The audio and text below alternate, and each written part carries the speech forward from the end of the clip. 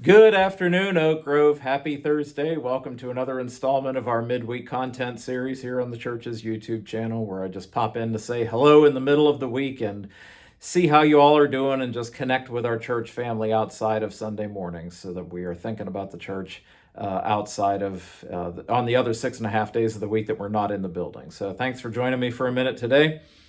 What are we going to talk about today? Well, you know what? I am coming to you here from the one of the spare bedrooms of the parsonage, where I have my sim racing rig set up here. This is like my little man cave, or actually, it's really more of a man corner. It's really only the corner of the room, and some of you out there may know that I am a sim racer. That is my hobby. That is what I do with my spare time. This is for me basically what golf or bowling are for some men out there or women. Um, I always wanted to. Why do I do this? I do this because I wanted to be a race car driver when I was a little kid. Specifically, I wanted to be a NASCAR driver very badly. And believe it or not, that is a surprisingly high entry sport to get into. It isn't like playing football, baseball, basketball, where if you want to get into those things as a kid, you probably can. Racing is a pretty high entry barrier sport where you either have lots of money or you have connections that get you into it. And if you don't have money or connections, then you're probably not going to get a chance to race. This is the relatively closest thing that I'll ever get in my life. And so I wanted to share with you a little bit in the middle of the week what I do up here. And there's a reason why I'm telling you before anybody sits here and, I know you're probably wondering yourself, what in the heck does this have to do with anything else? I'll get there, I promise. But let's take a quick lap together. Let's do that. We are in a NASCAR Cup car here at Charlotte Motor Speedway in North Carolina, virtual Charlotte Motor Speedway. And this is a service called iRacing, where you can race against real people, although I'm on an empty test track right now, from all over the world over the internet. And it's basically a glorified, overpriced video game for grown-ups, where you can drive these extremely hyper-realistic race cars against strangers on the internet. And let's see if I can put down a decent lap without wrecking for you all. Since you're all watching, I'm sure I'll probably wreck right now. But we'll give it a shot.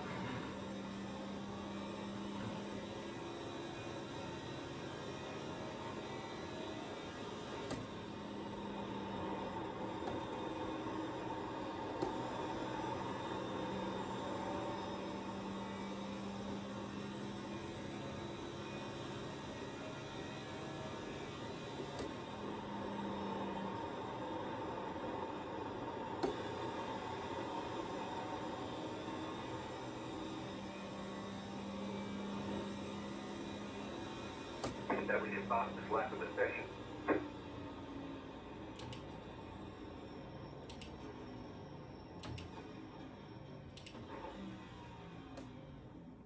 Alrighty, there we go.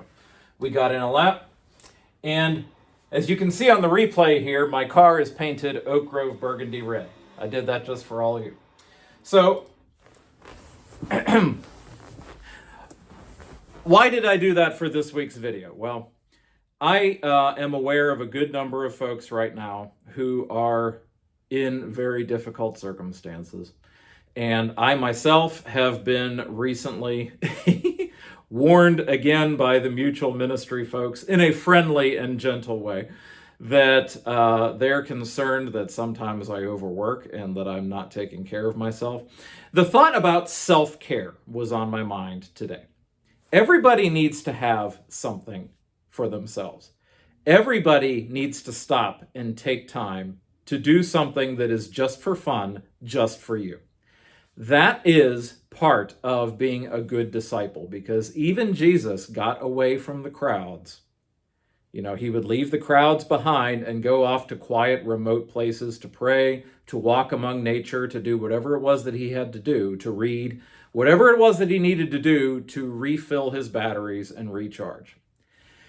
As a good disciple, you cannot take care of the folks in your life unless you have gas in your own tank. You can't refill others if you don't have gas in your tank. This is why whenever they do the airline safety videos, when you get on a plane, they tell you put on your own oxygen mask before you help others with theirs. You're no good to help the people around you if you don't have oxygen. Everybody needs to take time to do something for themselves. If you don't find the time organically works itself into your day, then make the time. Find a point where, okay, everything that was on my to-do list for today that absolutely had to be done today is done. And so I'm going to stop and I'm going to do something just for fun for myself to goof off. I know, there's a couple guys from our congregation. I know Ollie and Lonnie always golf very frequently together. I was talking to Pastor Allen from Unionville recently, and he told me he's a bowler. He likes to bowl. And I know of one Oak Grover, and I'm not going to say who it is, who has a big set of colored pencils sitting by their armchair at home, where in the evenings, after they're done for the day, they like to sit and color. I won't say who it is because I don't want to embarrass that person. But everybody needs something. You have to take care of you.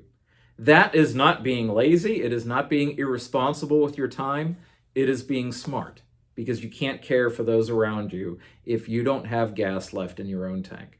So you stopping and taking a moment to do something fun and frivolous, if I spend 30 minutes here doing this, I come away with a smile on my face and I feel refreshed and recharged and ready to tackle whatever is coming next.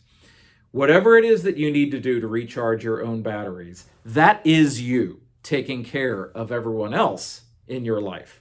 So that's just some perspective, and I wanted to give you a chance to see a little bit into my world here. This is one of the things that I do, in fact, do to goof off. I want my folks out there that worry about overwork to know that I do, in fact, goof off.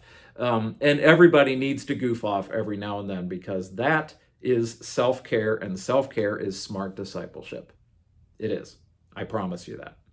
So that's what I got for you, Oak Grove. There's a lot of things going on right now, and I could have picked some heavier things to talk about today, but specifically because there's a lot of heavy things going on in our lives right now, it's important to remember the need for self-care, and so I thought that also was important to talk about. That's what I got for you this week. I will see you on Sunday. Take care, Oak Grove. God bless, and have a good week.